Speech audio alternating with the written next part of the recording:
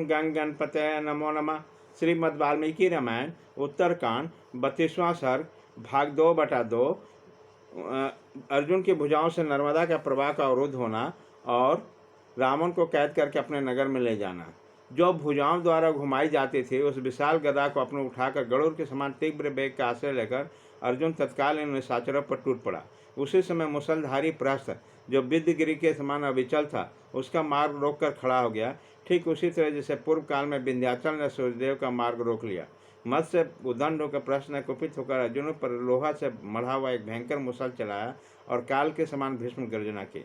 प्रहस्त के हाथ से छूटे हुए मुसल के अग्रभाग में अशोक पुष्प के समान लाल रंग की आग प्रकट हो गई जो जलाती हुई सी जान पड़ते हैं। किंतु कार्तिक अर्जुन को इससे तनिक भी भय नहीं हुआ। उसने अपनी ओर वेगपूर्वक आते हुए मुसल गद्दा को मारकर पूर्णतः विफल कर दिया।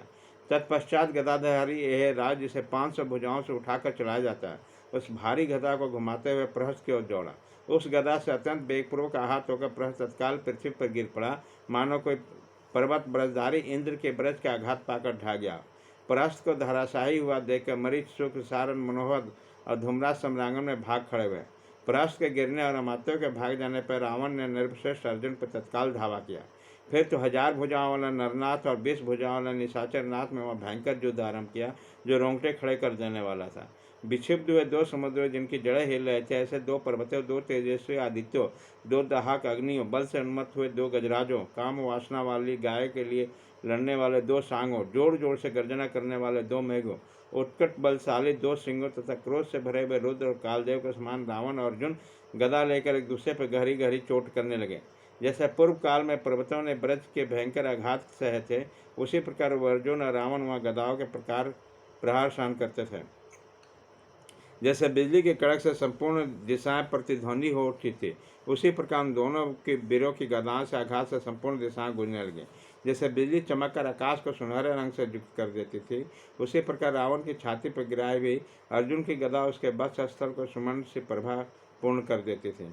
उसी प्रकार रावण के द्वारा भी अर्जुन की छाती पर बारंबार गिराई हुई गदा के से महान पर्वत पर गिरने वाली उल्का के समान प्रकाशित हो उठते थे। उस समय न तो अर्जुन थकता था न राक्षस गणों का राजा रावण है। पूर्व काल में परस्पर जुड़ने वाले इंद्र और बाली के भांति उन दोनों का युद्ध एक समान जान पड़ता था। जैसा साढ़ अपने सिंहों से और हाथी अपने दांतों के अग्रभाग से परस्पर प्रहार करते हैं उसी प्रकार में नरेश और निशाचर राज एक दूसरे पर गदाओं से चोट करते हैं। इसी बीच में अर्जुन ने कुपित होकर रावण के विशाल बस स्थल पर दोनों अस्त्रों के बीच में अपनी पूरी शक्ति से गदा का प्रहार किया, परंतु रावण तो बर के प्रभाव से सुरक्षित था। अतः रावण के छाती पर वेगपूर्वक चोट करने पर भी गदा के दुर्बल गदा की भांति उसके वक्ष से टक्कर से 2 टुक होकर पृथ्वी पर गिर पड़ा। तथापि अर्जुन की चलाई हुई गदा के आघात से पीड़ित होकर रावण और धनुष पीछे हट गया और आर्तनाद करता हुआ बैठ गया। दशगिरी को व्याकुल देखकर अर्जुन ने सहसा उसे पकड़ लिया, मानो गुणों ने झपटा मारकर किसी सर को धर दबाया। जैसे पूर्व काल में भगवान नारायण ने बलि को बांधा था उसी प्रकार बलवान राजा अर्जुन ने दशानन को बलपूर्वक पकड़कर अपने 1000 हाथों के द्वारा उसे मजबूत रस्सों से बांध दिया। दशगिरी के बांधे जाने पर सिद्ध, चारण और देवता साबस साबस करते हुए अर्जुन के सिर पर फूलों की वर्षा करने लगे।